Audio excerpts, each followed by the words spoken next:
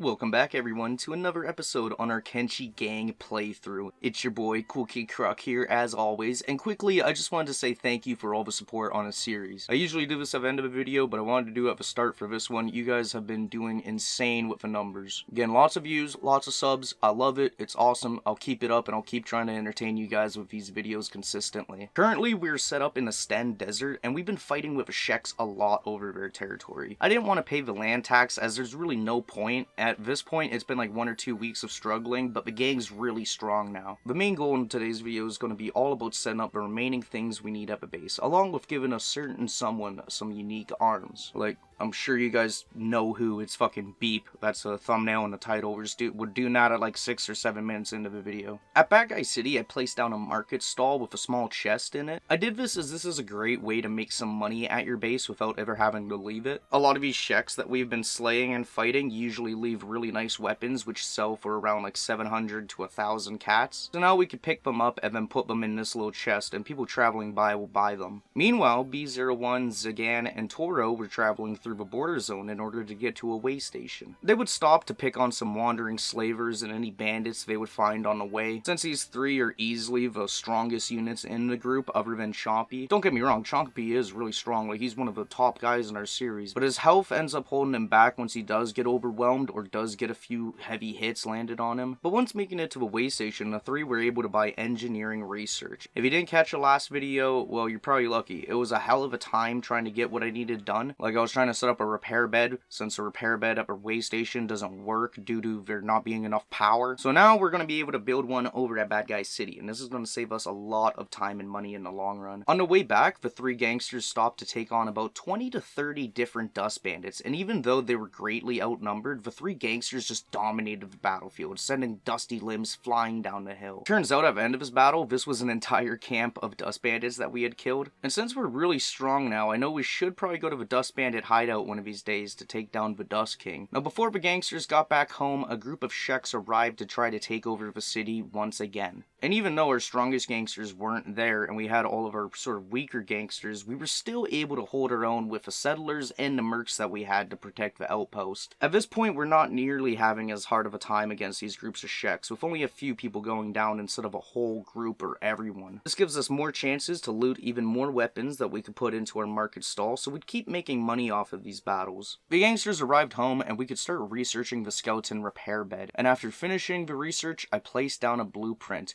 It felt so nice to finally have one of these set up. If you don't know, skeletons in Kenshi usually receive like wear and tear damage over time. This will lower their overall health in each limb, so it's pretty important to have all your guys use skeleton repair beds. After everyone was healed, I wanted to explore, so I selected 5 gangsters, being B01, Panurtan, Yumin, Zagan, and Toro. They would be a part of a new Top G's squad and attempt to explore down south in the search of ruins or labs that we could loot. They encountered a large number of skin spiders while traveling, which they were able to beat, but this slowed them down a lot. The gangsters would eventually find a campsite, which had a small house there. Now this belonged to a few Sheks, one of the Sheks being named the Watcher. He had very high combat stats and also a 50,000 cat bounty on him. He seemed pretty interesting, and as he didn't attack B01, we decided to take this chance to talk to the Shek outlaw. The Watcher tells the gangsters this is the land of a Bugmaster, and he suggests we go back home or leave. The Bugmaster is one of the strongest outlaws in the land of Kenshi, and even at this point in the game, I have high doubts that our gangsters would want to run into him yet. So we sent the gangsters back on their way back to Bad Guy City. I mean, I'm sure we could risk it and fight the Bugmaster, but there's no point. We might as well get stronger and set it up better. The gangsters had a long way to go as well. In between this, I decided to send Ank and Scarlet from Bad Guy City over to Squin to sell some copper that we had and also get them a few strength levels. They unloaded all the copper for around 20,000 cats and then picked out a few dozen books for research. Then once the top G's got back home, the books were in the research bench and we picked out a few more texts we needed. I also wanted to put down a longhouse, that way we could use it as a training building, put all of our training dummies in there. The only problem was right in the middle of me doing this, Scarlet got like stuck right in the building.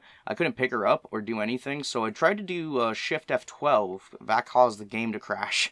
I was very lucky though. I had like an autosave for maybe a minute or two prior when I already placed down the longhouse, so thank Okran for that. The next goal was getting the top G's to travel into Mongrel. This is a city to the north in Kenshi, which is surrounded by mist, cannibals, and corrupted hivers. I came here to find Beep, but firstly we found a cool guy named Walker40. He seemed to need repairs, and under inspection, it seems like if we got him a new CPU, that would end up doing the trick. I didn't have a CPU on me, but I will remember this as I really want that guy. He looks sick. It took me quite some time to look around for him, but Beep actually found the gangsters first. He was yelling his name, Beep! Beep, over and over again. B01 says hello to Beep and convinces him that he's some sort of genius. Beep explains that he was expelled from his hive for being defective, so he wants to get strong to prove to the world that he's better than that. Beep said he wants to be a strong swordsman, but B01 has an even better idea. He immediately picks him up, throws him over his shoulder, and heads into the nearest robotics shop. This is so we could buy a couple specialist grade chainsaw arms. After grabbing those, we started to head back to Bad Guy City. Now over at Bad Guy City, Scarlet finished construction of a longhouse, so I could begin to fill it up with all the training dummies I wanted.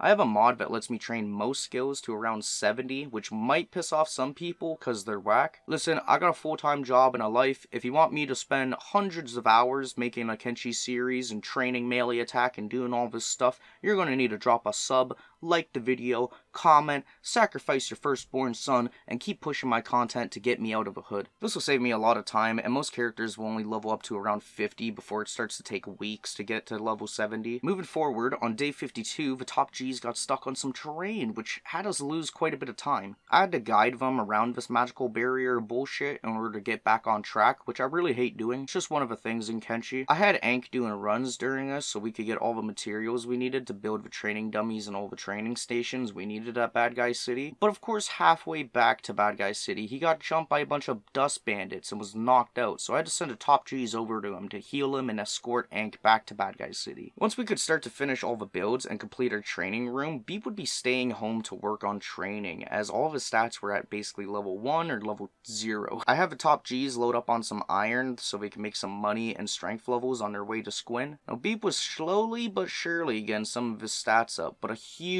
threat from the Sheks was approaching Bad Guy City. Thankfully the top G's had just got back, but there must have been like 40 Sheks. I really thought for a minute, oh no, this might be it. But thankfully, having all of our gangsters plus the town folk plus the mercenaries on our side, we ended up securing the victory over the strong Shek warriors. The only person who wasn't at Bad Guy City was Toro, as she was going on a quick run to grab an engineering research we could unlock the peeler machine. This will allow us to give Beep some of those cool chainsaw arms in a painful but yet still very effective way. It was now day 54, and it was time.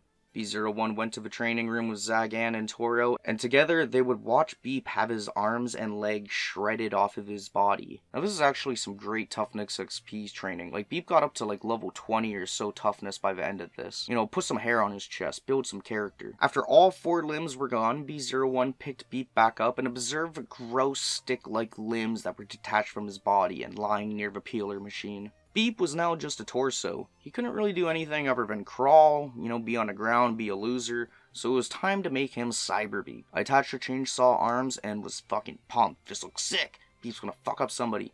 But, I of course forgot to get him some legs, so he was still pretty useless, you know, until we could get him some legs. I had Toro go over to the way station as fast as possible in order to grab a masterwork and a specialist grade skeleton leg for Beep. This will at least give Beep a lot more health in his legs than before, as well as just making his life better, as right now he's crawling on the ground, and I'm sure that just fucking sucks. By the start of day 55, Toro arrived at Bad Guy City and gave Beep his new shiny legs. He put on each leg and was now able to walk, run, and fight again. These limbs have a lot more health, and his chainsaw arms give him a huge damage bonus to martial arts. Even though we now had the limbs put on our Beep, he was still pretty weak, so I sent him into the training room for a few hours to get some levels before I'd get him to go into his first battle. Since his stats weren't too high yet, I sent him after a leftover bandit from a previous raid. So Beep would run over to the copper mine and begin fighting with one of the berserkers that was left there, and this was his very first battle, which it didn't go too well. The chainsaws look really cool, and they have lots of potential, but in order to use them efficiently, we're going to need to level Beep's strength up in martial arts a bunch. Right now he's only hitting for 9 damage, and that isn't too swagged out. Either way though, we at least now have what I consider to be one of the coolest forms of Cyber Beep in our gang. On top of that, we also made great progress getting the skeleton repair bed and the training room set up, and next time we'll be training Beep even more so we can possibly join the top G's and maybe their first labs run. Now if you liked the video, remember to do all that engagement stuff I said earlier, it helps me out a bunch. Anyways though, I hope you guys all enjoyed the video, and I'll see you in the next one.